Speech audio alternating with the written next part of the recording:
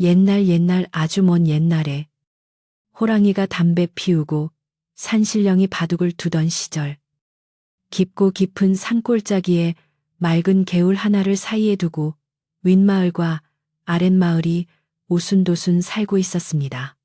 원래 이 두 마을은 한 형제가 분가하여 이룬 터전이라 명절이면 서로 음식을 나누고 슬픈 일이 있으면 제1처럼 울어주던 다정한 이웃이었습니다. 그러나 사람의 마음이란 것이 흐르는 물과 같아서 한번 굽이쳐 흐르기 시작하면 걷잡을 수 없이 방향이 바뀌기도 하는 법이라 어느 해 극심한 가뭄이 들면서부터 두 마을 사이에는 건널 수 없는 깊은 골이 패이고 말았습니다.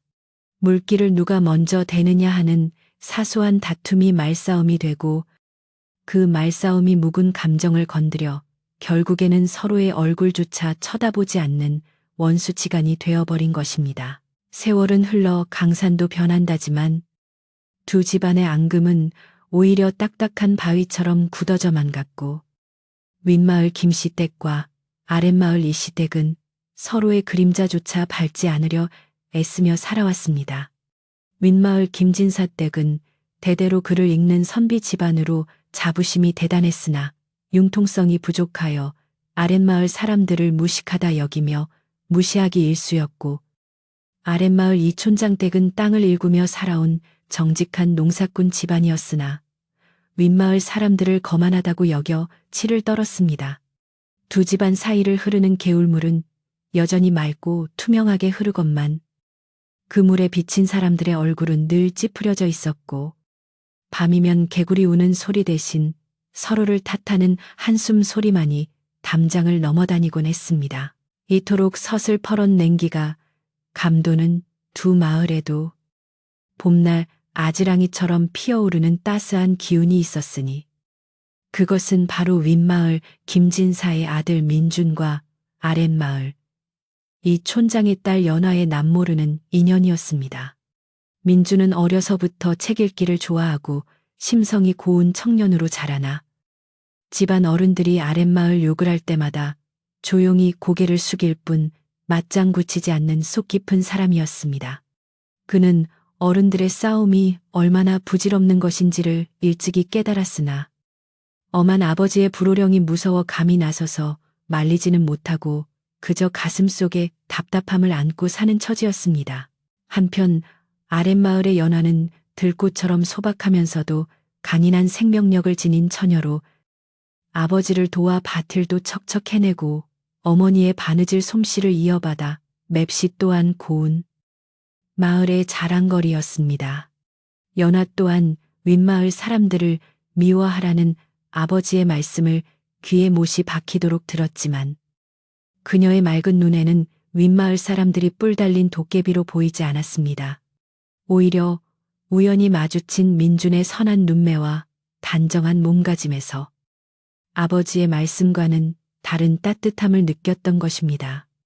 두 사람은 마을 어른들의 눈을 피해 물 샜는 시간이나 나물 캐는 시간에 아주 잠깐씩 스치는 눈빛만으로 서로의 마음을 확인하곤 했습니다. 가을이 깊어가고 찬바람이 불어와 나뭇잎이 우수수 떨어지던 어느 날 밤 민주는 잠을 이루지 못하고 뒤척이다가 조용히 방문을 열고 신마루로 나갔습니다. 하늘에는 하얀 달이 구름 사이로 얼굴을 내밀었다 숨겼다를 반복하고 있었고 마당 구석 귀뚜라미 소리만이 고요한 밤의 정막을 깨우고 있었습니다. 민준의 마음속에는 낮에 아버지가 아랫마을 사람들을 향해 퍼부었던 독한 말들이 가시처럼 박혀 있어 가슴이 답답하고 숨이 막혀올 지경이었습니다. 그는 겉옷을 걸치고 조심스럽게 살인문을 밀어 열었는데 삐걱 소리가 나지 않도록 숨을 죽이며 발을 옮기는 그의 모습은 마치 죄를 지은 사람처럼 위태로워 보였습니다. 민준의 발길이 향한 곳은 두 마을의 경계이자 다툼의 원인인 개울가였는데 그곳에는 오래된 버드나무 한 그루가 서 있어 남들의 시선을 피하기에 알맞은 장소였습니다. 밤 공기는 차가웠지만 민준의 이마에는 식은 땀이 송골송골 맺혀 있었고 혹여나 누가 볼까 두리번거리는 그의 심장은 방망이질 치듯 쿵쿵거렸습니다. 개울물 흐르는 소리가 오늘따라 유난히 크게 들려왔는데 그것은 마치 두 집안에 끊어지지 않는 원한의 노래처럼 들리기도 했고 한편으로는 민준의 타들어가는 속을 달래주는 자장가처럼 들리기도 했습니다. 그는 버드나무 뒤에 몸을 숨기고 건너편 아랫마을 쪽을 하염없이 바라보았습니다. 얼마나 기다렸을까. 어둠 속에서 하얀 무명옷을 입은 여인의 형상이 달빛을 받아 희미하게 드러났는데 그것은 바로 민준이 그토록 기다리던 연화였습니다. 연화 역시 잠 못 이루는 밤이면 물가에 나와 기도를 올리곤 했는데 오늘은 마치 약속이라도 한 듯 두 사람의 발길이 같은 곳에서 멈춘 것이었습니다. 개울 하나를 사이에 두고선 두 사람은 말이 없었으나 서로를 바라보는 눈빛만으로도 수만 가지의 언어를 주고받는 듯 했습니다. 민준이 먼저 용기를 내어 작은 돌 하나를 물에 던지자 퐁당하는 소리와 함께 물결이 퍼져나가 연화의 발치에 닿았습니다. 이 밤중에 어찌 잠들지 못하고 나오셨소? 민준이 목소리를 최대한 낮추어 물었으나 고요한 밤 공기를 타고 그 소리는 또렷하게 연화의 귀에 닿았습니다. 연화는 놀란 토끼처럼 주위를 살피더니 이내 안도의 한숨을 내쉬며 치마폭을 여미고 조심스레 대답했습니다. 도련님도 평안히 주무시지 못하고 어인일로 이찬 이슬을 맞고 계십니까? 윗마을 어르신들의 기침 소리가 여기까지 들리는 듯하여 제 마음이 편치 않아 나왔습니다. 그녀의 목소리는 떨리고 있었지만 그 속에는 민준을 향한 깊은 걱정과 그리움이 배어 있어 듣는 이의 마음을 아리게 했습니다. 민준은 개울 징검다리 중간까지 걸어 나갔고 연화 또한 망설임 끝에 징검다리 위로 조심스레 발을 내디뎌 두 사람은 개울 한가운데서 마주서게 되었습니다. 손을 뻗으면 닿을 거리였지만 그들 사이에는 두 집안의 오랜 원한이라는 보이지 않는 벽이 가로막고 있어 차마 손을 잡지는 못했습니다. 민주는 연화의 야윈 얼굴을 달빛 아래서 자세히 들여다보며 가슴이 미어지는 고통을 느꼈습니다. 오늘 낮에 우리 아버님께서 아랫마을 밭둑을 지나며 험한 소리를 하셨다는 이야기를 들었소. 내 그대 볼 면목이 없어 차마 고개를 들 수가 없구려. 연하는 고개를 저으며 슬픈 미소를 지어 보였는데 그 모습이 마치 비에 젖은 백꽃처럼 처연하고도 아름다웠습니다. 아닙니다. 도련님, 제 아버님께서도 지지 않고 맞받아치셨으니 누구의 잘못이라 할 것 없이 모두가 야속한 세월 탓이지요. 다만 저는 도련님께서 이 일로 마음 상하시어 병이라도 얻으실까. 그것이 두려울 뿐입니다. 연화의 따뜻한 말 한마디가 얼어붙어 있던 민준의 마음을 녹여주었으나 동시에 현실의 벽을 더욱 실감하게 하여 그의 눈시울을 붉게 만들었습니다. 우리가 언제까지 이렇게 도둑고양이처럼 숨어서 만나야 한단 말이오. 내 마음 같아서는 당장이라도 아버님 앞에 무릎 꿇고 우리의 사이를 말씀드리고 싶지만 그랬다간 두 마을에 피바람이 불 것이 뻔하니 이러지도 저러지도 못하는 내 자신이 한심하오. 민주는 주먹을 꽉 쥐며 울분을 토해냈고 그 소리에 놀란 물새 한 마리가 푸드득거리며 날아올랐습니다. 연하는 황급히 민준의 입을 손으로 가리며 주위를 살폈습니다. 쉿! 도련님, 낱말은 새가 듣고 반말은 쥐가 듣는다 했습니다. 우리의 인연이 하늘에 닿아 있다면 언젠가는 볕들 날이 오겠지요. 부디 성급히 마음 먹지 마시고 때를 기다려 주셔요. 두 사람은 차가운 밤바람을 맞으며 한참을 그렇게 서 있었는데 흐르는 물소리가 마치 그들의 애타는 심정을 대변하는 듯 끊임없이 이어졌습니다. 민주는 문득 주머니에서 작은 꾸러미 하나를 꺼내어 연화에게 건넸습니다. 이것은 내가 읍내 장터에 나갔다가 그대 생각이 나서 산 머리띠요. 비단은 아니지만 그대의 고운 머릿결에 잘 어울릴 것 같아 준비했소.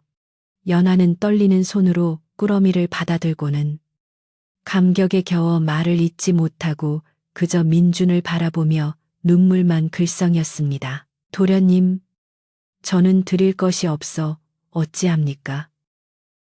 제 마음은 이미 도련님께 다 드렸으나 눈에 보이는 정표 하나 드리지 못하니 송구할 따름입니다.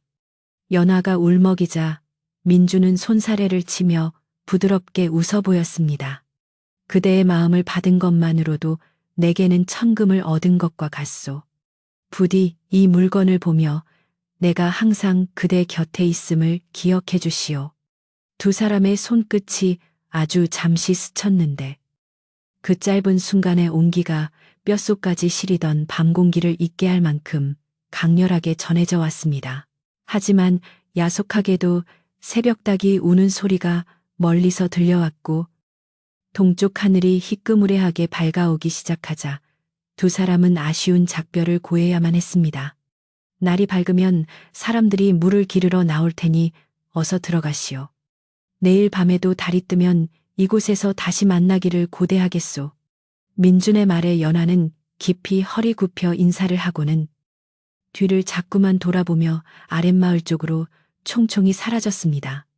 멀어지는 연화의 뒷모습을 보며 민준은 가슴 한구석이 텅 빈 듯한 허전함을 느꼈습니다. 집으로 돌아오는 길. 민준의 발걸음은 갈 때보다 천근만근 무거웠는데 대문 앞에 다다르자 굳게 닫힌 문이 마치 자신의 앞날을 막아서는 거대한 장벽처럼 느껴졌습니다. 그는 담장 너머로 보이는 아버지의 사랑채를 바라보며 깊은 한숨을 내쉬었습니다. 아버지의 완고한 고집을 꺾을 수 있을지, 아니면 자신이 이 집안의 기대를 저버리고 불효자가 되어야 할지. 민준의 머릿속은 복잡하게 얽힌 실타래처럼 풀릴 기미가 보이지 않았습니다. 그러나 한 가지 분명한 것은 이미 연화를 향한 마음이 걷잡을 수 없이 커져버렸다는 사실이었습니다. 방으로 들어온 민주는 책상 앞에 앉아 책을 펼쳤으나 글자는 눈에 들어오지 않고 오로지 연화의 슬픈 눈동자만이 아른거렸습니다. 윗마을과 아랫마을. 그 오래된 원한의 사슬을 끊어내지 않는 한 두 사람의 사랑은 결코 축복받을 수 없음을 그는 누구보다 잘 알고 있었습니다. 창호지 문 너머로 희미하게 밝아오는 아침 햇살을 바라보며 민주는 마음속으로 굳은 다짐을 하나 세웠습니다. 그것이 어떤 희생을 치르더라도 반드시 이 지독한 미움의 고리를 끊어내고 연하와의 약속을 지키겠다는 다짐이었습니다. 마을에는 다시 아침이 밝아왔고 밥 짓는 연기가 윗마을과 아랫마을 굴뚝에서 피어올라 하늘에서 하나로 섞이고 있었지만 땅 위의 사람들은 여전히 등을 돌린 채 하루를 시작했습니다. 윗마을 우물가에서는 아낙네들이 모여 어제 있었던 아랫마을 흉을 보고 있었고 아랫마을 정자나무 아래서는 노인들이 모여 윗마을 사람들의 거만함을 성토하고 있었습니다. 그 소란스러운 아침 풍경 속에서 민준과 연화만이 어젯밤의 짧은 만남을 가슴에 품은 채 서로 다른 공간에서 같은 하늘을 바라보며 애태우고 있었습니다.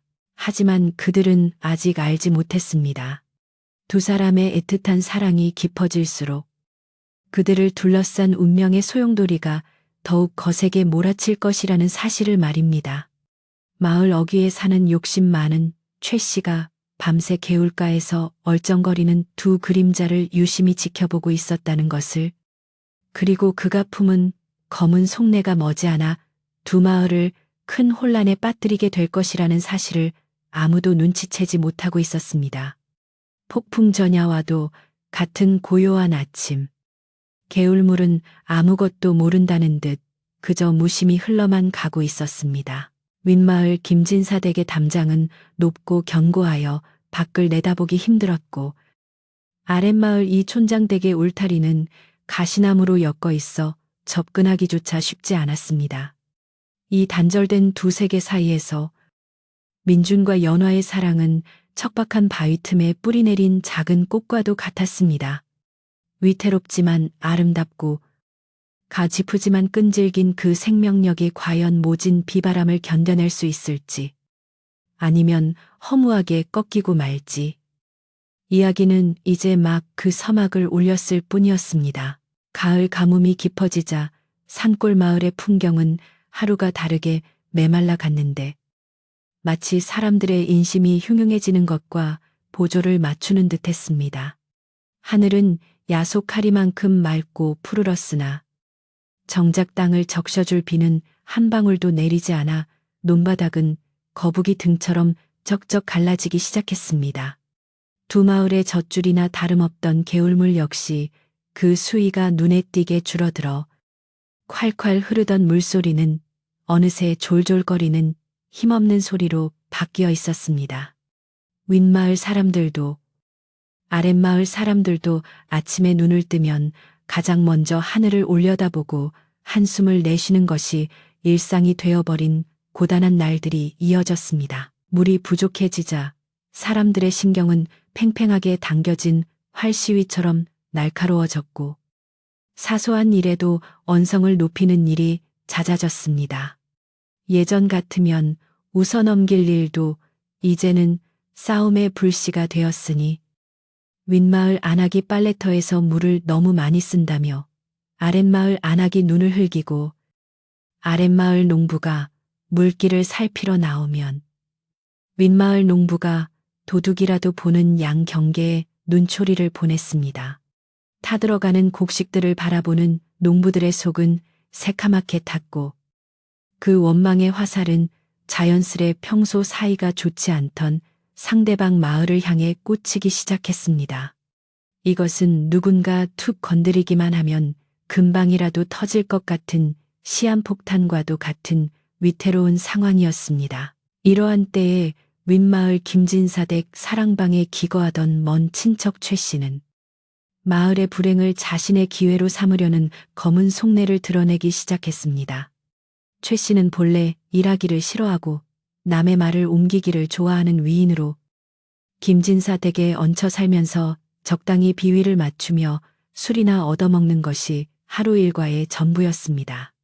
그는 가뭄으로 인해 김진사가 근심에 잠겨 있는 것을 보고는 이때다 싶어 슬그머니 주인 영감의 곁으로 다가가 간사한 혀를 놀리기 시작했습니다.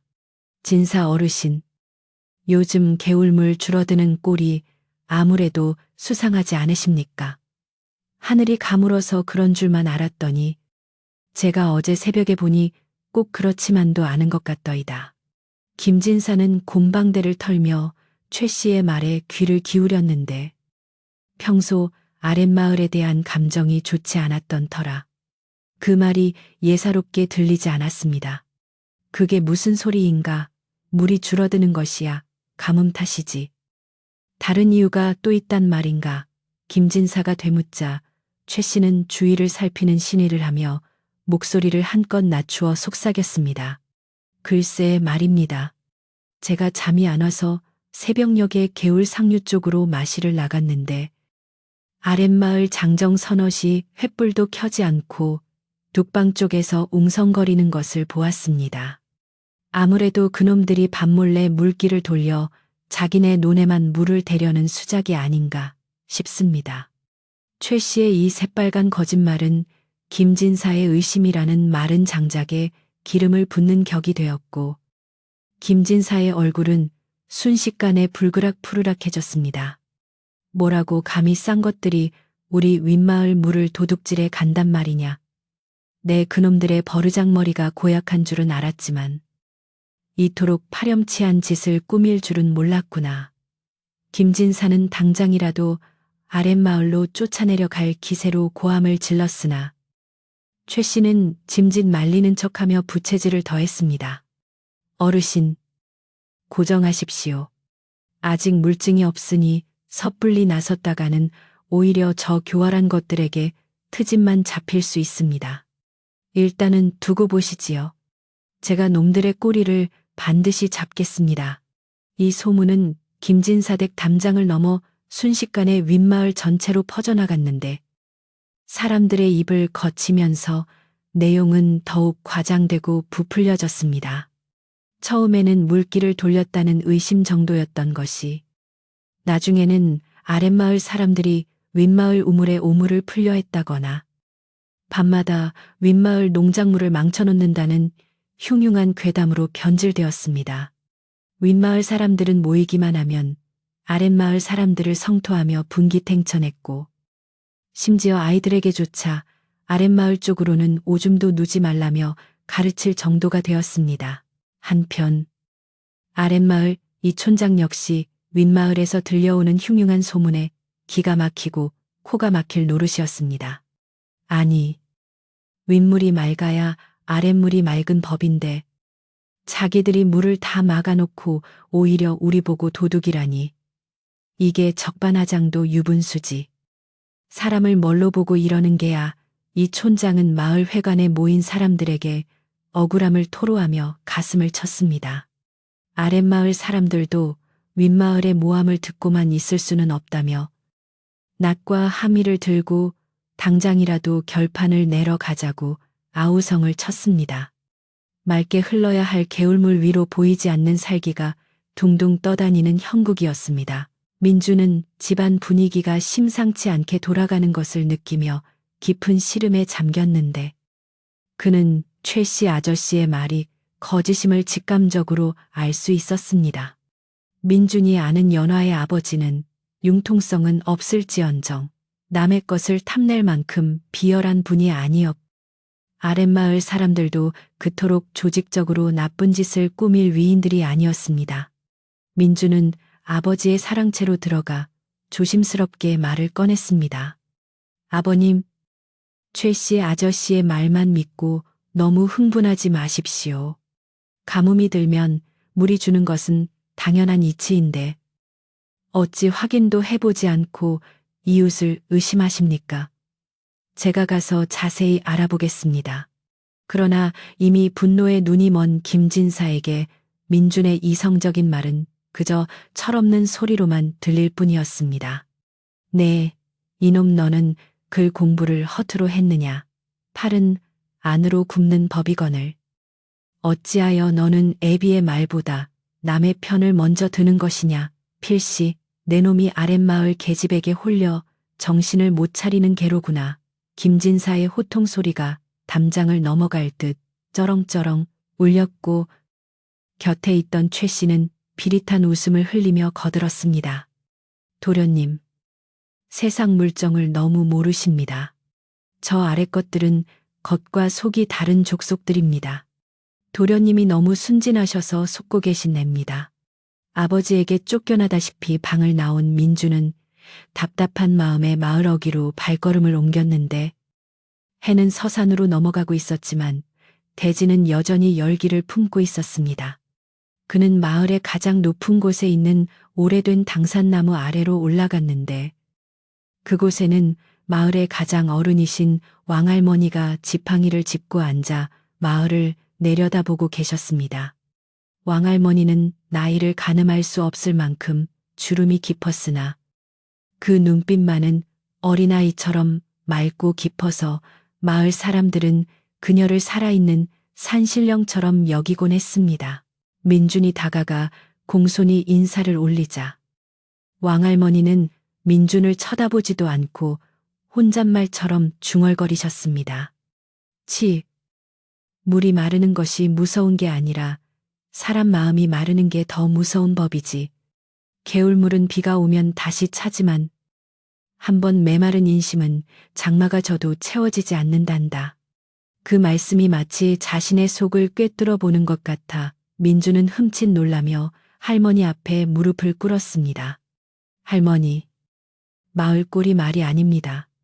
두 집안이 당장이라도 싸움박질을 할 기세인데 제가 어찌해야 이 사단을 막을 수 있겠습니까? 지혜를 나누어 주십시오. 왕할머니는 그제야 고개를 돌려 민준을 바라보셨는데 그 눈빛에는 안타까움과 연민이 가득했습니다. 도련님, 눈에 보이는 것만 믿지 마시게. 불은 바람이 불어야 번지는 법이고 싸움은 부추기는 자가 있어야 커지는 법이야. 산속의 호랑이보다 더 무서운 것은 집안의 쥐새끼란다. 쌀독을 비우는 건 밖에서 온 도둑이 아니라 독 안에 숨어 있는 쥐새끼라는 것을 명심하게나. 할머니의 수수께끼 같은 말씀에 민준의 머릿속에는 번개처럼 스치는 사람이 있었습니다. 바로 최 씨 아저씨였습니다. 집안의 쥐새끼라. 민준은 할머니의 말씀을 곱씹으며 산을 내려왔습니다. 최 씨 아저씨가 윗마을에 온 뒤로 크고 작은 잡음이 끊이지 않았던 일들. 아버지가 유독 최 씨의 말에 휘둘리게 된 일들이 주마등처럼 스쳐 지나갔습니다. 가뭄이라는 천재지변을 이용해 자신의 입지를 굳히고 나아가 두 마을을 이간질하여 어떤 이득을 취하려는 것이 분명해 보였습니다. 만약 그렇다면 이것은 단순한 오해가 아니라 누군가의 악의로 조작된 위험한 연극이나 다름없었습니다. 한편 아랫마을의 연화 역시 불안에 떨며 밤을 맞이하고 있었는데 그녀의 아버지 촌장은 마당에서 낫을 갈며 분을 사귀고 있었습니다. 내일 날이 밝는 대로 윗마을로 쳐들어가 단판을 지을 테다. 감히 우리를 도둑 취급을 해 내 이 낫으로 그 거만한 콧대를 꺾어놓고 말 테다. 서슬 퍼런나가는 소리가 쓱싹쓱싹 하고 밤 공기를 가르자 연화는 가슴이 조마조마하여 방문을 열고 나와 아버지의 소매를 붙잡았습니다. 아버지, 제발 참으세요. 폭력은 또 다른 원한을 낳을 뿐이에요. 분명 무슨 오해가 있을 겁니다. 대화로 푸셔야 해요.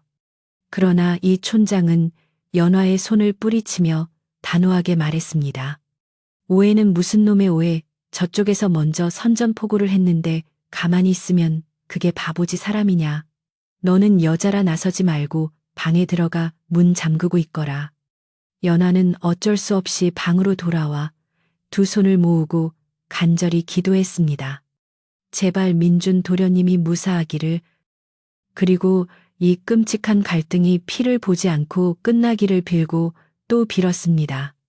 하지만 창밖에서 들려오는 바람 소리는 마치 다가올 파국을 예고하듯 흉흉하기만 했습니다. 밤이 깊어 삼경이 되자 마을은 쥐 죽은 듯 고요해졌지만 그 고요함은 평화가 아니라 숨막히는 긴장이었습니다.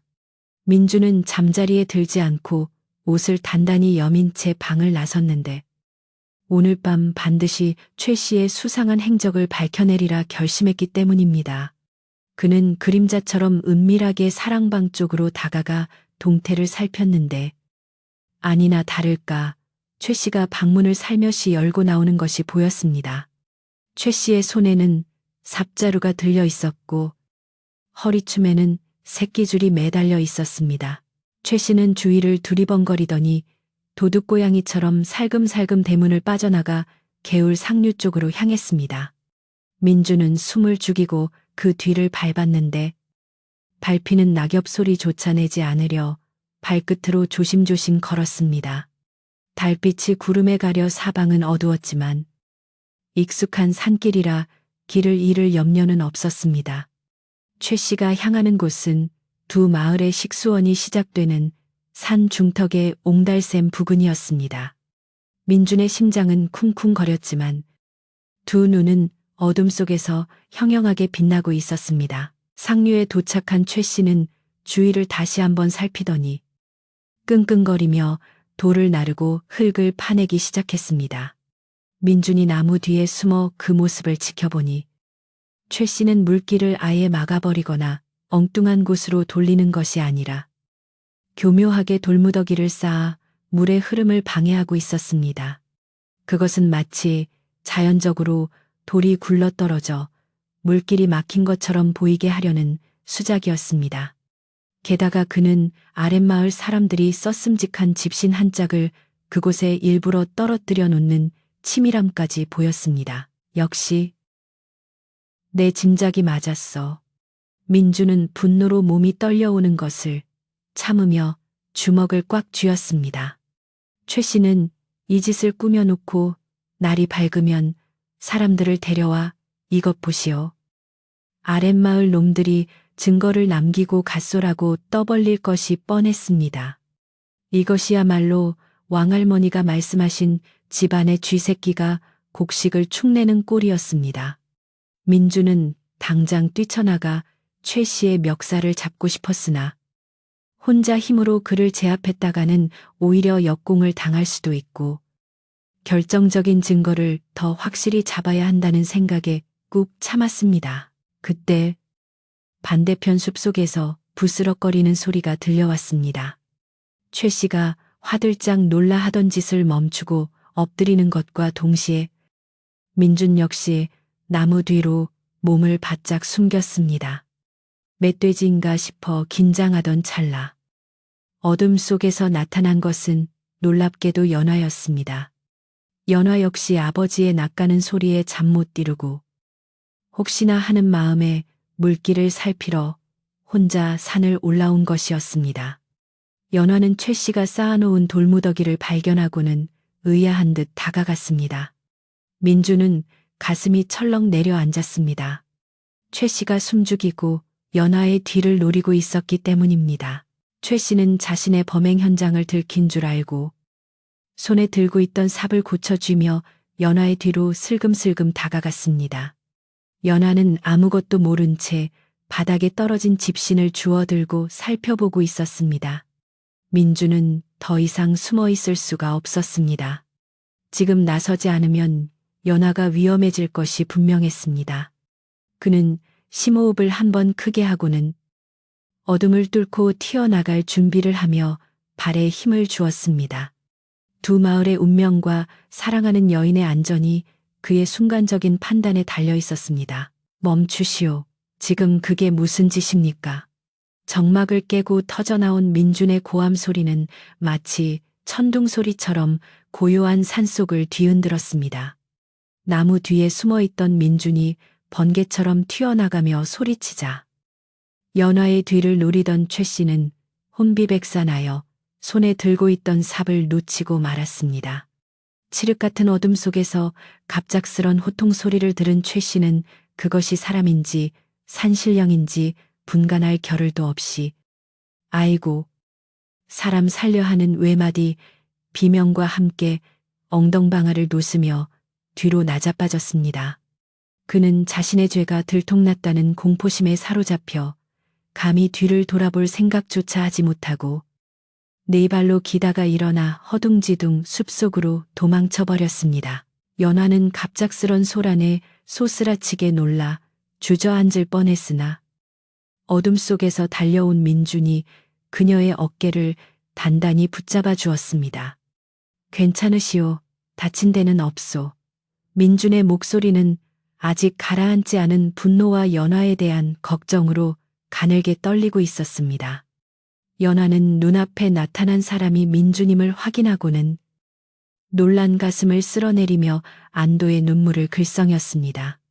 도련님. 도련님이 아니었으면 저는 꼼짝없이 당할 뻔했습니다. 저 사람이 누구기에 야밤에 이런 짓을 꾸민단 말입니까? 연화의 물음에 민주는 도망친 최 씨의 뒷모습이 사라진 곳을 노려보며 이를 악물었습니다. 내 짐작이 맞았소. 저자는 우리 집에 얹혀 사는 최 씨 아저씨요. 두 마을 사이를 이간질하여 이득을 보려던 자가 바로 저 사람이었소. 민주는 바닥에 떨어진 삽과 최 씨가 미처 챙기지 못한 집신 한 짝을 집어들었습니다.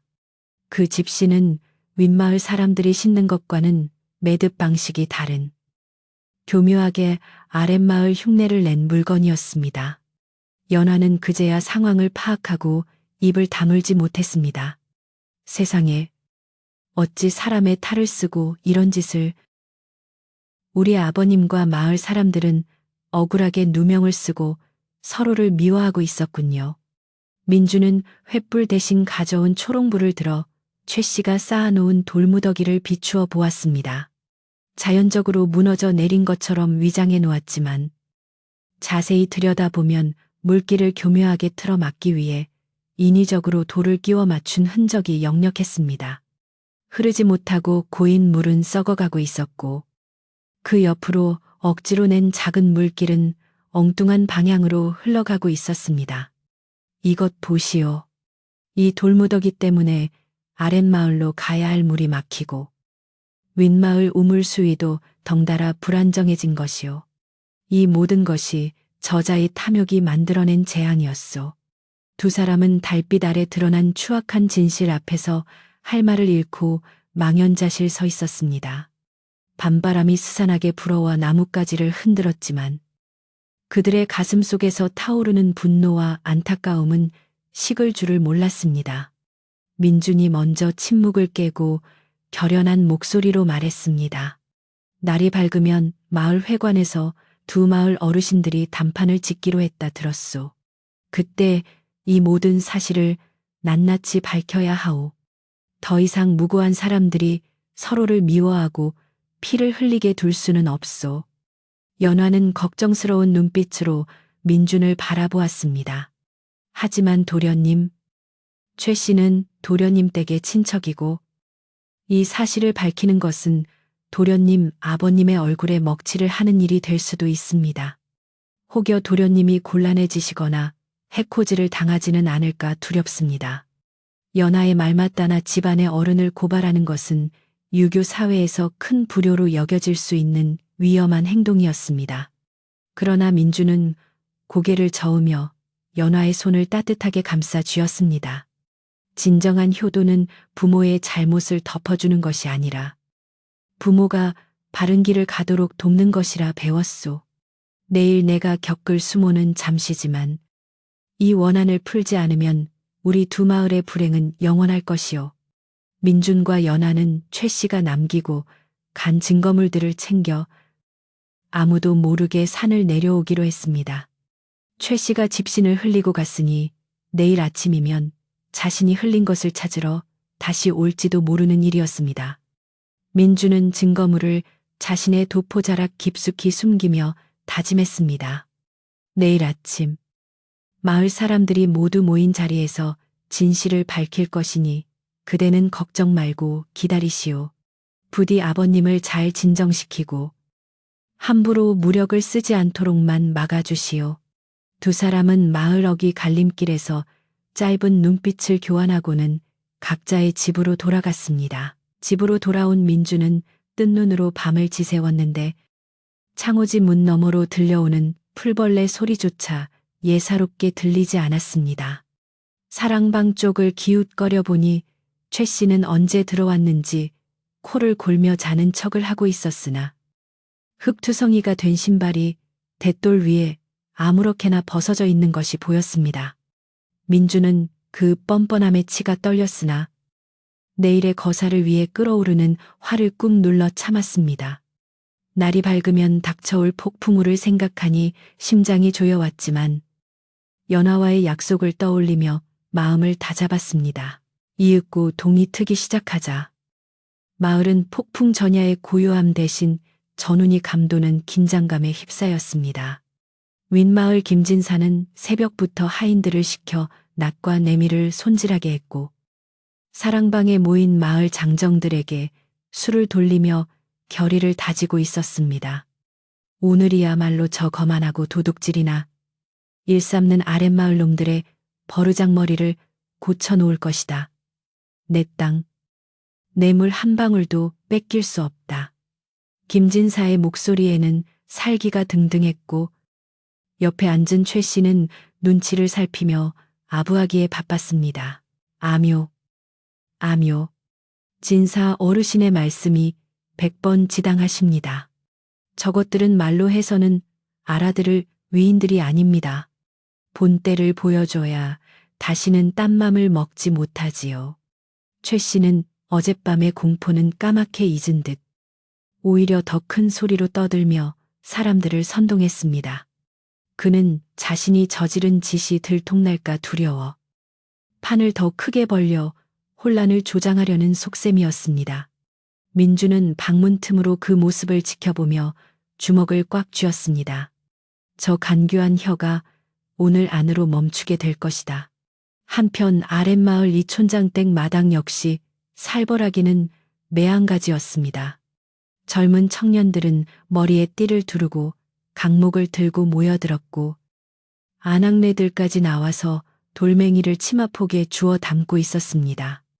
이 촌장은 비장한 표정으로 돛돌 위에 올라서서 외쳤습니다.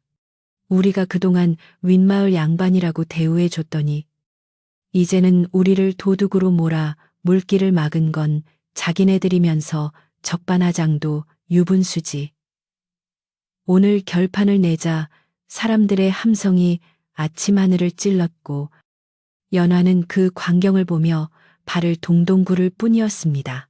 약속된 시간이 되자 윗마을 사람들과 아랫마을 사람들은 각자 무기가 될 만한 농기구를 들고 마을 경계인 개울가로 몰려 나왔습니다. 평소에는 빨래터이자 아이들의 놀이터였던 개울가는 이제 두 군데의 대치 현장으로 변해 있었습니다.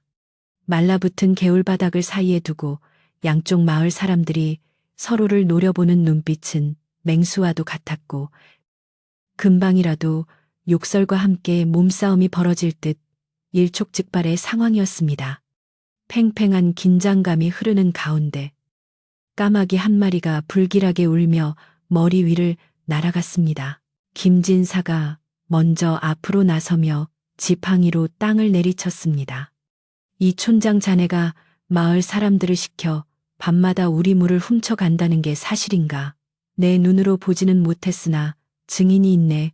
부끄럽지도 않은가? 김진사의 일갈에 윗마을 사람들이 올소 도둑놈들하며 소리쳤습니다. 그러자 이 촌장도 지지 않고 앞으로 나서며 삿대질을 했습니다.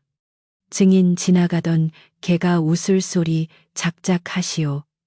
물길을 막아놓고 우리 밭을 다 말려 죽이려는 신보는 누구 신보여? 하늘이 무섭지 않소.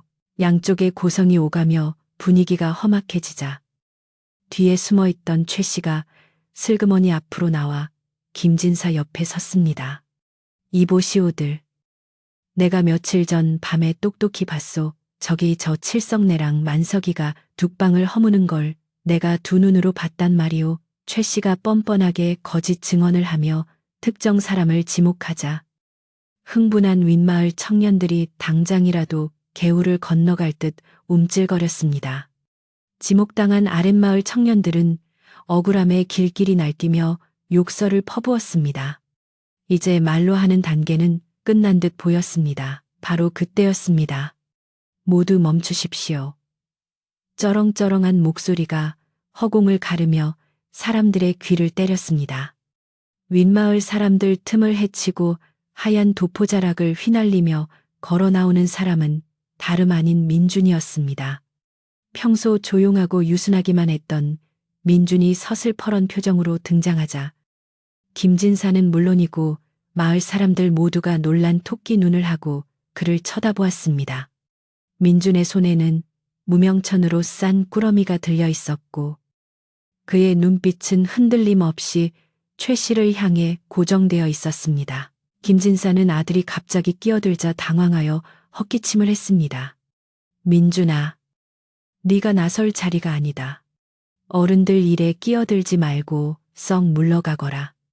그러나 민준은 물러서지 않고 아버지 앞에 공손히 그러나 단호하게 절을 올린 뒤 몸을 일으켰습니다. 아버님, 그리고 이 촌장 어른, 또 마을 여러분, 지금 당장 이 싸움을 멈추셔야 합니다. 우리는 모두 속고 있었습니다. 진범은 따로 있습니다. 민준의 말 한마디에 웅성거리던 좌중은 찬물을 끼얹은 듯 조용해졌습니다. 최 씨는 민준의 등장에 순간적으로 얼굴이 하얗게 질렸으나 애써 태연한 척하며 비아냥거렸습니다. 도련님, 공부만 하시더니 헛것이라도 보신 겁니까? 진범이라니요. 저기 저 도둑놈들이 진범이 아닙니까? 최 씨는 사람들의 시선을 다시 아랫마을로 돌리려 안간힘을 썼지만 민준은 천천히 걸음을 옮겨 최 씨의 코앞까지 다가갔습니다. 민준의 눈에서 뿜어져 나오는 서늘한 기운에 최 씨는 저도 모르게 뒷걸음질을 쳤습니다. 최 씨 아저씨, 어젯밤 산중턱 옹달샘 부근에서 무엇을 하고 계셨습니까? 민준의 날카로운 질문에 최 씨의 동공이 지진 난 듯 흔들렸습니다. 모란한 어젯밤에 방에서 한 발짝도 나가지 않았네이. 이 사람이 어른을 모함하려고 최 씨가 밟대마자 민주는 들고 있던 꾸러미를 바닥에 내려놓고 천천히 매듭을 풀었습니다. 사람들의 시선이 모두 그 꾸러미에 쏠렸습니다. 아저씨가 방에서 주무셨다면 어찌하여 아저씨의 신발이 진흙투성이이며 물길을 막던 삽자루에는 아저씨의 손때가 묻어 있습니까? 그리고 무엇보다 민주는 꾸러미 속에서 짝이 맞지 않는 집신 한 짝과 최 씨가 물길을 막을 때 썼던 흙 묻은 돌멩이 하나를 꺼내 들어 높이 치켜들었습니다. 이 집신은 아저씨가 아랫마을 사람들에게 누명을 씌우기 위해 현장에 일부러 떨어뜨리고 온 것입니다. 제가 어젯밤 그 현장에서 아저씨가 도망치는 것을 똑똑히 보았습니다. 좌중은 경악에 찬 탄성을 내질렀습니다. 윗마을 사람들은 믿을 수 없다는 듯 최 씨와 민준을 번갈아 쳐다보았고 김진사의 얼굴은 충격으로 굳어졌습니다. 민준아, 그게 정말이냐? 네가 정말 최 씨가 그러는 것을 보았단 말이냐?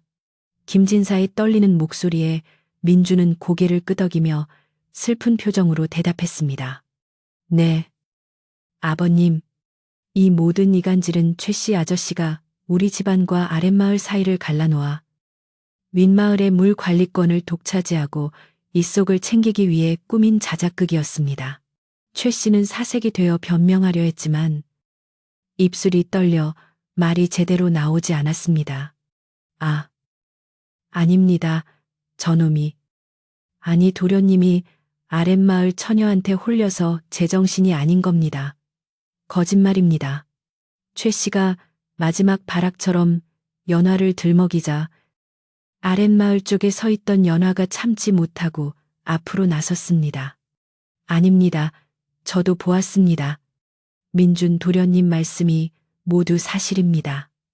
연화의 등장으로 사태는 걷잡을 수 없이 새로운 국면으로 접어들었습니다. 민준은 더 이상 물러설 곳이 없음을 알았습니다. 이제 모든 진실을 밝히고 썩은 살을 도려내야만 새살이 돋아날 수 있었습니다. 그는 마을 사람들 모두가 들을 수 있도록 큰 소리로 외쳤습니다. 여러분, 우리가 싸워야 할 대상은 이웃이 아니라 우리 눈과 귀를 가린 탐욕과 거짓입니다. 제가 지금부터 그 증거를 하나하나 보여드리겠습니다. 민준의 결연한 외침은 메마른 개울가를 울리며 사람들의 가슴 속에 파문을 일으켰습니다. 바람이 불어와 민준의 옷자락을 흔들었고 그 모습은 마치 험한 세파에 맞서는 한 그루 대나무처럼 꼿꼿해 보였습니다. 김진사는 아들의 당당한 모습에 할 말을 잃었고 이 촌장 역시 쥐고 있던 낫을 스르르 내려놓았습니다. 진실의 문이 열리기 직전 긴장감은 최고조에 달했고 모든 시선은 민준의 입과 최 씨의 떨리는 손끝에 집중되었습니다. 과연 이 오랜 원한과 오해의 실타래가 풀릴 수 있을지 아니면 더 큰 파국을 맞을지 마을의 운명이 민준의 어깨 위에 놓여 있었습니다.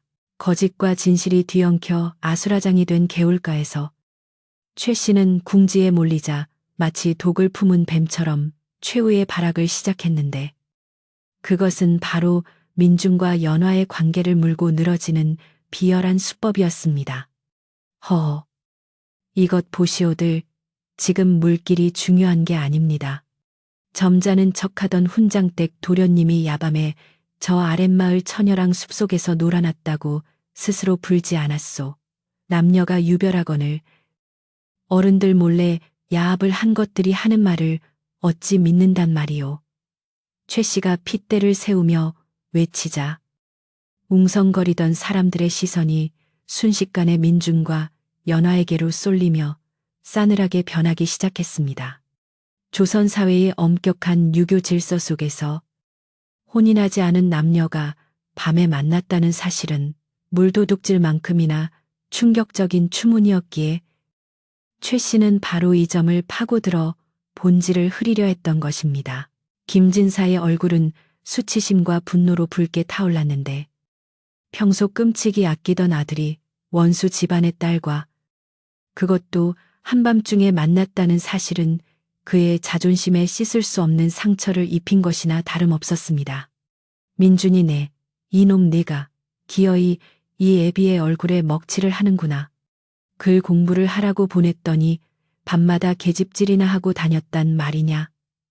김진사가 지팡이를 들어 아들을 치려하자 민주는 피하지 않고 거친 자갈밭 위에 무릎을 꿇고 고개를 조아렸습니다. 그의 하얀 무명 바지가 날카로운 돌에 찢기고 무릎에서 피가 배어 나왔지만 민준의 표정은 그 어느 때보다 결연하고 담담했습니다. 그는 자신의 치부가 드러나는 것을 감수하고서라도 마을의 평화를 지키기 위해 자신을 희생 제물로 바치기로 결심했던 것입니다. 민주는 떨리는 목소리지만 또렷하게 좌중을 향해 입을 열었습니다. 아버님, 그리고 마을 어르신들, 소자가 부모님의 허락 없이 밤에 연화 낭자를 만난 것은 명백한 불효이며 입이 10개라도 할 말이 없는 큰 죄입니다. 그 죄에 대한 벌은 달게 받겠습니다. 하오나 민준이 고개를 번쩍 들고 최 씨를 노려보며 말을 이었습니다. 소자의 죄가 크다 하여 저 최 씨 아저씨가 저지른 흉악한 범죄가 사라지는 것은 아닙니다. 제가 연화 낭자를 만나러 갔기에 하늘이 도우셔서 저자가 물길을 막는 현장을 목격할 수 있었던 것입니다. 제 행실을 나무라시더라도 부디 제 두 눈이 본 진실마저 외면하지는 말아 주십시오.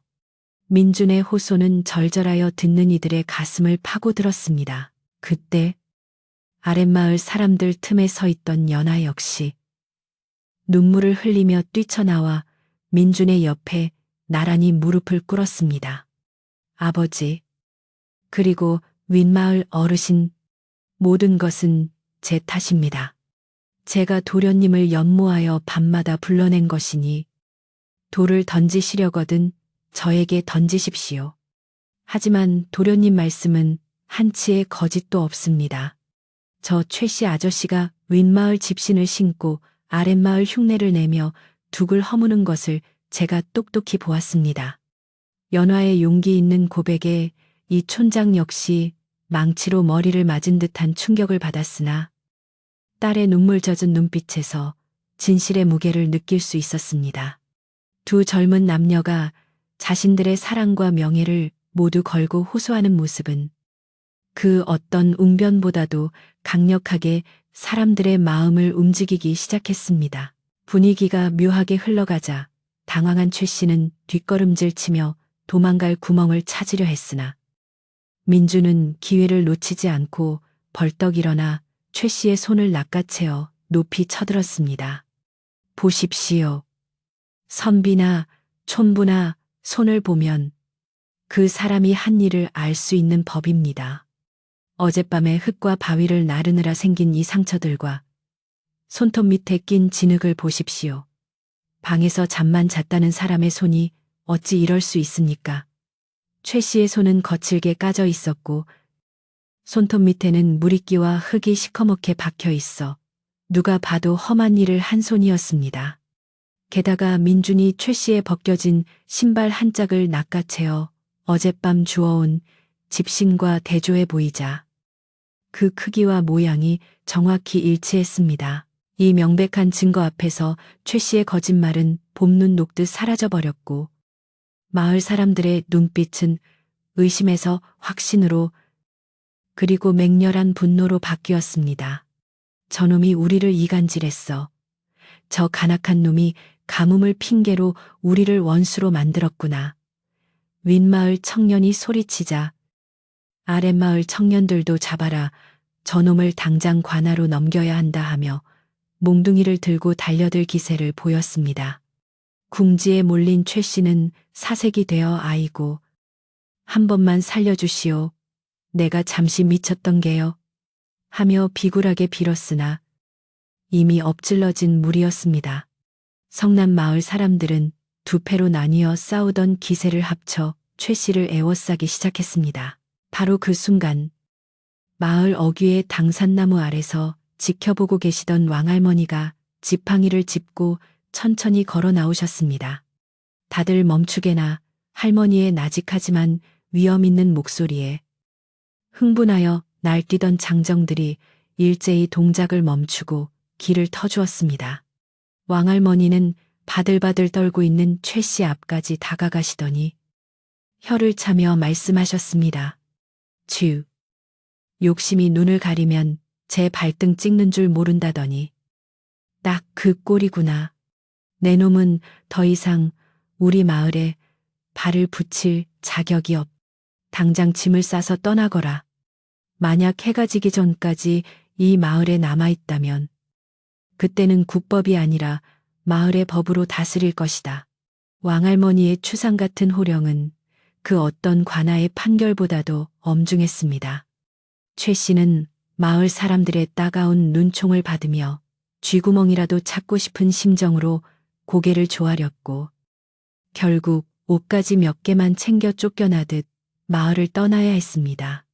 자신의 꾀에 넘어가 모든 것을 잃고 도망치는 최 씨의 뒷모습은 초라하기 그지없었고 사람들은 그 뒤에 대고 소금을 뿌리며 부정을 씻어냈습니다. 악의 근원이 사라지자 개울가에는 묘한 정적과 함께 어색한 공기가 감돌았습니다. 이제 남은 것은 서로에게 낯과 찬미를 겨누었던 두 마을 사람들의 부끄러움 뿐이었습니다. 김진사는 헛기침을 하며 들고 있던 지팡이를 슬그머니 내려놓았고 이 촌장 역시 낯을 뒤로 감추며 먼 산을 바라보았습니다. 방금 전까지 서로 죽일 듯이 으르렁거렸던 것이 무색할 정도로 진실이 밝혀진 후의 허무함과 미안함이 밀려왔기 때문입니다. 김진사가 용기를 내어 먼저 입을 열었습니다. 이보게. 이 촌장. 네.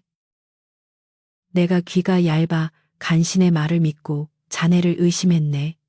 이 늙은이가 부덕하여 아랫마을 사람들에게 씻지 못할 결례를 범했구려. 면목이 없네.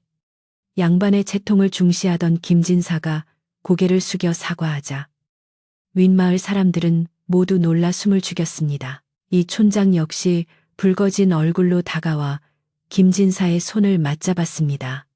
아닙니다. 진사, 어르신, 저 역시 성질을 죽이지 못하고 윗마을 어르신들께 험한 말을 내뱉었으니 그 죄가 어찌 가볍다 하겠습니까? 우리 모두 가뭄에 속이 타서 잠시 귀신에 홀렸던 게지요. 이제라도 오해가 풀렸으니 천만다행입니다. 두 마을의 대표가 화해의 악수를 나누자 지켜보던 사람들의 얼굴에도 안도의 미소가 번져나갔습니다. 팽팽했던 긴장의 끈이 끊어지면서 여기저기서 미안하네. 내가 심했네 하는 사과의 말들이 봇물 터지듯 쏟아져 나왔습니다. 민주는 그제야 무릎을 펴고 일어날 수 있었으나 다리에 힘이 풀려 휘청거렸습니다. 연화가 재빨리 부축하려다가 사람들의 시선을 의식하고 멈칫하자 이번에는 김진사가 다가와 아들의 어깨를 감싸 안았습니다. 민준아, 네가 아니었으면 우리 두 마을은 영영 씻을 수 없는 피를 볼 뻔했다. 네가 비록 아비의 명을 어기긴 했으나 큰 용기로 마을을 구했으니 그 공이 죄를 덮고도 남는다. 아버지의 따뜻한 인정에 민준의 눈시울이 붉어졌고 연화의 아버지 이 촌장 또한 딸의 머리를 쓰다듬으며 무언의 위로를 건넸습니다. 자, 이러고 있을 때가 아닙니다. 물길이 막혀 논바닥이 타들어가고 있습니다. 우리 힘을 합쳐 저 돌무더기부터 치웁시다. 민준이 외치자 윗마을, 아랫마을 할 것 없이 젊은 장정들이 올소하며 소매를 걷어붙이고 나섰습니다. 방금 전까지 서로를 치려던 무기는 이제 바위를 깨고 흙을 파내는 도구가 되어 모두가 한마음으로 산 중터공달샘을 향해 달려 올라갔습니다. 민준과 연화의 아버지들도 뒷짐을 지고 구경만 하는 것이 아니라 직접 삽을 들고 앞장서서 노익장을 과시했습니다. 산 중턱에서는 우렁찬 구령 소리가 메아리쳤습니다. 영차 윗마을 청년이 바위를 들어 올리면 아랫마을 청년이 흙을 퍼내고 아랫마을 안악이 새참을 나르면 윗마을 안악이 땀을 닦아주었습니다. 최 씨가 교묘하게 막아놓았던 바위들이 하나둘 제거되자 갇혀있던 물줄기가 굉음을 내며 터져 나오기 시작했습니다.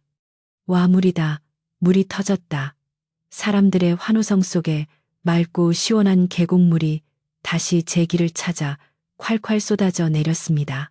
다시 흐르기 시작한 물은 메마른 개울 바닥을 적시고 갈라진 논밭으로 스며들어 생명을 불어넣었습니다. 사람들은 개울가에 모여 서로에게 물을 뿌리고 춤을 추며 아이처럼 기뻐했습니다. 그동안의 갈증과 미움이 시원한 물줄기에 씻겨 내려가는 듯 했습니다. 김진사는 아랫마을 이 촌장에게 물 한 바가지를 떠서 권했고 이 촌장은 그것을 단숨에 들이키며 캬. 물맛 한번 달다. 이게 바로 우리 고향 물맛이지 하며 호탕하게 웃었습니다. 두 마을을 가르던 개울은 이제 다시 두 마을을 이어주는 생명줄이 되었습니다. 해가 뉘엿뉘엿 넘어가고 땅거미가 질 무렵 마을 회관 앞마당에서는 예정에 없던 큰 잔치가 벌어졌습니다. 원래는 싸움을 위해 준비했던 주먹밥과 막걸리가 화해의 잔치 음식이 되어 상에 올랐습니다. 윗마을에서 잡은 돼지와 아랫마을에서 빚은 술이 한데 어우러지니 그 풍성함이 명절날 못지 않았습니다. 횃불이 환하게 밝혀진 마당에서 사람들은 어깨동무를 하고 노래를 불렀고 묵은 감정을 술잔에 담아 털어버렸습니다. 웃음소리가 밤하늘 높이 퍼져나갔습니다. 왕할머니는 상석에 앉아 흐뭇한 표정으로 이 광경을 지켜보셨습니다. 그래. 사람이 살다 보면 다투기도 하는 법이지만 비온 뒤에 땅이 굳는다고. 이번 일로 두 마을의 정이 더 단단해지겠구나. 할머니의 말씀에 모두가 고개를 끄덕이며 술잔을 높이 들었습니다. 민준과 연화는 어른들의 눈치를 보며 잔치마당 한 구석에 떨어져 앉아 있었지만 왁자지껄한 틈을 타 서로를 바라보며 수줍은 미소를 교환했습니다. 비록 몸은 떨어져 있어도 마음만은 그 어느 때보다 가깝게 느껴지는 밤이었습니다. 잔치가 무르익을수록 밤은 깊어갔지만 누구 하나 자리를 뜨려 하지 않았습니다. 윗마을 안악이 아랫마을 아이에게 고기 반찬을 얹어주고 아랫마을 농부가 윗마을 농부의 술잔을 채워주는 모습은 마치 한 가족과 다름없었습니다. 민주는 아버지가 이 촌장과 어깨동무를 하고 노래를 부르는 믿기 힘든 광경을 보며 오늘 자신이 내린 결단이 헛되지 않았음을 확인했습니다. 그의 무릎 상처는 욱신거렸지만 가슴 속에는 따뜻한 불꽃이 피어올라 온몸을 감싸는 듯 했습니다. 달이 중천에 떠올라 마을을 환하게 비추자 잔치의 열기도 서서히 가라앉고 평온한 휴식이 찾아왔습니다. 사람들은 하나둘씩 비틀거리는 걸음으로 하지만 서로를 부축하며 집으로 돌아갔습니다. 내일 보세. 물길 잘 살피게 하는 인사말들이 정겹게 오갔습니다. 민주는 마지막까지 남아 뒷정리를 도왔는데 연화가 슬그머니 다가와 작은 약병을 건넸습니다. 무릎 상처에 바르셔요. 오늘 도련님은 정말 세상에서 제일 용감한 분이셨습니다. 연화의 속삭임은 가을 바람보다 더 시원하게 민준의 마음을 어루만져 주었습니다. 김진사는 집으로 돌아와 민준을 안방으로 불렀습니다. 엄한 표정은 사라지고 술기운 탓인지 아니면 진심인지 모를 붉은 얼굴로 아들의 손을 잡았습니다. 민준아, 네가 옳았다. 내가 늙어 목매하여 사람 보는 눈이 어두웠구나. 너와 그 처자. 연하라고 했느냐 그 아이가 참으로 심지가 굳더구나. 아버지의 그 한마디는 민준에게 있어 천금을 얻은 것보다 더 큰 기쁨이었습니다. 아직 정식 허락은 아니었지만 아버지의 마음속 빗장이 풀리고 있음을 느낄 수 있었기 때문입니다. 그날 밤 마을에는 다시 개구리 울음소리와 물 흐르는 소리가 자장가처럼 울려 퍼졌습니다. 사람들은 오랜만에 두 다리를 쭉 뻗고 깊은 잠에 빠져들었습니다. 악몽 같았던 의심과 미움의 시간은 가고 평화로운 일상이 다시 찾아온 것입니다. 민주는 방에 누워 창호지 문에 비친 달빛을 바라보며 언젠가 연하와 함께 이 평화로운 마을에서 오순도순 살아갈 날들을 꿈꾸며 행복한 잠을 청했습니다. 그렇게 마을의 밤은 깊어갔고 개울물은 쉬지 않고 흘러 윗마을과 아랫마을의 경계를 지우고 하나로 섞여 내려갔더랍니다. 그날의 소동이 있고 난 뒤 하늘도 두 마을의 화해를 축복하듯 기다리던 단비가 내리기 시작했습니다. 처마 끝에서 떨어지는 빗방울 소리가 투둑투둑하며 메마른 마당을 적셨는데 그것은 폭우가 아니라 대지를 조심스럽게 어루만지는 어머니의 손길 같은 부드러운 비였습니다. 갈라졌던 논바닥은 꿀꺽꿀꺽 물을 삼키며 다시 찰기를 되찾았고 누렇게 타들어가던 벼포기들은 언제 그랬냐는 듯 푸른 생기를 띠며 고개를 쳐들었습니다. 윗마을과 아랫마을 사람들은 비를 피하려 하지 않고 오히려 마당으로 나와 두 팔을 벌리고 그 시원한 빗줄기를 맞으며 덩실덩실 춤을 추었으니 그 모습이 마치 가뭄 끝에 핀 꽃들처럼 생동감이 넘쳤습니다. 비가 그치고 나자 산천초목은 더욱 짙은 녹음으로 우거졌고 다시 콸콸 흐르게 된 개울물은 햇살을 받아 은구슬처럼 반짝였습니다.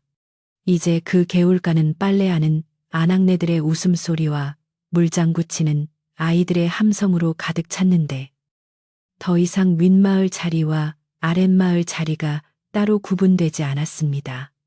윗마을 안악이 가져온 비누를 아랫마을 안악에게 빌려주고 아랫마을 안악이 쌓은 삶은 고구마를 윗마을 안악의 입에 넣어주는 풍경은 이제 예사로운 일이 되었습니다.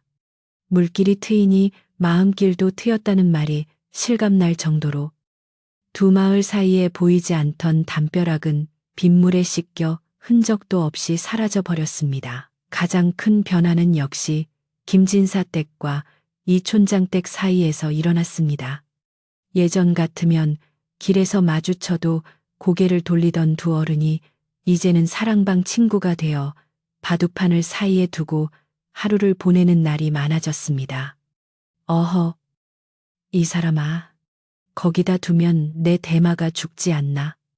한수만 물려주시게. 김진사가 짐짓 엄살을 부리면 이 촌장은 껄껄 웃으며 곰방대를 두드렸습니다. 천하의 김진사께서 이 촌부에게 사정을 다 하십니까?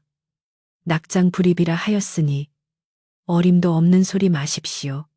티격태격하면서도 그 눈빛에는 정이 뚝뚝 묻어났으니 늦게 맺은 우정이 더 깊고 끈끈하다는 것을 보여주는 듯했습니다. 마을의 분위기가 이토록 무르익자 자연스럽게 민준과 연화의 혼담이 오가기 시작했습니다. 이미 두 사람의 애틋한 사연과 용기 있는 행동은 마을 사람들 사이에서 전설처럼 회자되고 있었기에 누구 하나 반대하는 이가 없었습니다. 어느 맑은 날 김진사는 정성스럽게 쓴 혼서지를 하인편에 보내는 대신 자신이 직접 들고 이 촌장 댁을 찾았습니다. 내 아들이 자네 딸을 연모하여 상사병이 날 지경이니 자네가 내 사돈이 되어 주어야겠네. 우리 묵은 감정은 다 털어내고 한 식구가 되어 보세. 김진사의 파격적이고도 정중한 청혼에 이 촌장은 눈시울을 붉히며 두 손으로 김진사의 손을 맞잡았습니다. 혼례 날짜가 잡히자 온 마을은 다시 한번 잔치 준비로 들썩거렸는데 이번에는 싸움이 아니라 축복을 위한 준비였기에 사람들의 손길에는 신바람이 났습니다. 아랫마을 할머니들은 밤을 새워 연화의 혼수 이불을 누볐고 윗마을 아주머니들은 잔치 국수 육수를 내고 전을 부치느라 솥뚜껑이 닳을 지경이었습니다. 청사초롱이 마을 어귀부터 김진사 댁 마당까지 줄지어 내걸렸고 길가에 핀 코스모스들마저 신랑 신부를 축하하듯 살랑거렸습니다. 민준과 연화의 혼례는 단순히 두 남녀의 결합을 넘어 윗마을과 아랫마을이 진정으로 하나가 되는 화합의 대축제나 다름없었습니다. 드디어 혼례날, 구름 한 점 없는 파란 가을 하늘 아래 원앙 한 쌍을 수놓은 병풍이 쳐지고 사모간대를 한 민준과 연지곤지를 찍은 연화가 초래청에 마주섰습니다. 민준의 늠름한 모습에 윗마을 처자들은 가슴을 설레어했고 연화의 수줍은 듯 고운 자태에 아랫마을 총각들은 부러움의 탄성을 내질렀습니다. 집 내의 홀기 소리에 맞춰 두 사람이 서로에게 절을 올릴 때 김진사와 이 촌장은 흐뭇한 미소를 지으며 서로의 술잔을 채워주었습니다. 자네 딸을 내 친자식보다 더 아끼겠네. 김진사의 덕담에 이 촌장은 제 사위가 된 도련님을 평생 믿고 의지하겠습니다. 라고 화답했습니다. 잔치상에는 사내 진미가 가득했지만 그보다 더 맛있는 것은 사람들의 나누는 정이었습니다. 윗마을 쌀로 지은 밥에 아랫마을 밭에서 난 나물을 비벼 먹으며 사람들은 이 맛이야말로 천하일미로다 하고 무릎을 쳤습니다. 풍물패가 신명나게 꽹과리를 치고 장구를 울리자 남녀노소 할 것 없이 마당으로 나와 덩실덩실 춤판을 벌였습니다. 그 소란스럽고 즐거운 풍경 속에서 민주는 연화의 손을 살며시 잡고 귓가에 속삭였습니다. 고맙소. 이 모든 평화가 그대의 용기 덕분이오. 내 평생 그대를 귀하게 여기며 살겠소. 연화는 말없이 미소 지으며 민준의 손을 꽉 잡았습니다. 왕할머니는 마루 끝에 앉아 그 모습을 지켜보며 곰방대에 불을 붙이셨습니다. 허허, 세상사 옹해야라더니 물길 막혀 싸우던 게 엊그제 같은데 이제는 물보다 더 진한 피를 나누는 사이가 되었구나. 미움은 흐르는 물에 씻겨보내고 정만 남았으니 이보다 더 좋을 수가 있을까. 할머니의 주름진 얼굴의 핀 미소는 가을 국화처럼 그윽했습니다. 할머니는 알고 계셨습니다. 비온 뒤에 땅이 굳어지듯 한 번 아픔을 겪고 난 이 마을의 평화는 앞으로 1000년이 가도 깨지지 않으리라는 것을 말입니다. 세월은 유수와 같이 흘러 민준과 연화 사이에는 토끼 같은 자식들이 태어났습니다. 아이들은 윗마을 할아버지 댁과 아랫마을 외할아버지 댁을 제집 드나들듯 뛰어다니며 재롱을 부렸고 두 할아버지는 손주들의 재롱에 시간 가는 줄 모르고 허허거리며 살았습니다. 민주는 과거에 급제하여 벼슬길에 오를 수도 있었으나 벼슬 대신 마을의 서당을 열어 후학을 양성하는 길을 택했습니다. 그는 아이들에게 글만 가르치는 것이 아니라 이웃과 화목하게 지내는 법과 자연을 거스르지 않는 법을 먼저 가르쳤습니다. 너희들은 윗마을 사람도 아니고 아랫마을 사람도 아니다. 그저 한 울타리 안에 사는 식구들임을 잊지 말아라. 연화 역시 집안 살림을 알뜰히 꾸려나가는 한편 마을의 대소사를 챙기는 맏며느리 역할을 톡톡히 해냈습니다. 그녀는 지혜롭고 마음씨가 고와서 마을에 다툼이 생길라 치면 누구보다 먼저 달려가 중재를 하곤 했습니다. 사람들은 연화를 두고 윗마을로 시집온 복덩이라 칭송했고 김진사는 며느리 자랑에 입이 마를 날이 없었습니다. 민준의 집 사랑채는 언제나 마을 사람들의 사랑방이 되어 기쁜 일은 나누어 배가 되고 슬픈 일은 나누어 반이 되는 따뜻한 공간으로 자리 잡았습니다. 어느 해 가뭄이 다시 찾아왔을 때도 마을 사람들은 더 이상 당황하거나 서로를 의심하지 않았습니다. 대신 그들은 누가 먼저랄 것도 없이 십시일반으로 물을 아껴 쓰고 깊은 우물을 함께 파며 지혜롭게 위기를 넘겼습니다. 예전 같으면 멱살잡이를 했을 상황에서도 이제는 이복에 자네 논에 물이 부족하니 내 물꼬를 조금 터주겠네 하는 양보의 미덕이 넘쳐났습니다. 최 씨가 남기고 간 상처는 완전히 아물었고 그 자리에 새살이 돋아나 더욱 단단한 굳은 살이 된 격이었습니다. 개울가에 서 있는 오래된 버드나무도 무성하게 가지를 뻗어 더 넓은 그늘을 드리웠습니다.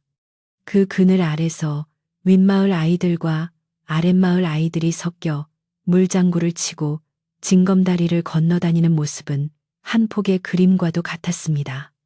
민주는 가끔 저녁 산책을 나와 그 버드나무 아래 섭니다. 그리고 옛날 달빛 아래서 연하와 몰래 만나던 그 애틋했던 밤을 떠올리곤 했습니다.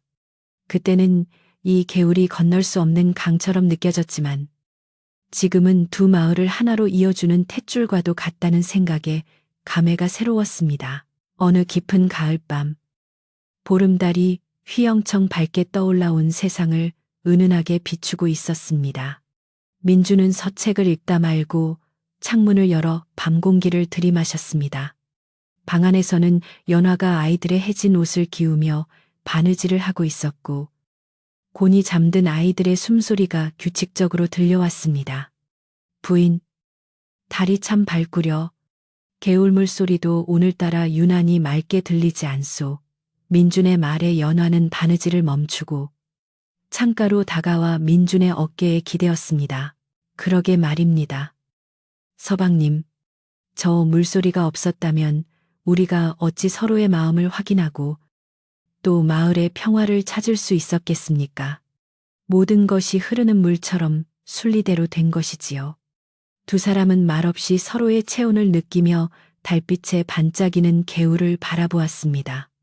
멀리서 들려오는 다듬이질 소리와 간간이 짖는 개, 짖는 소리마저 평화로운 밤의 교향곡처럼 들려왔습니다. 세상의 모든 근심과 걱정이 저 물결을 타고 멀리 흘러가 버린 듯 마을은 완벽한 고요와 평온 속에 잠겨 있었습니다.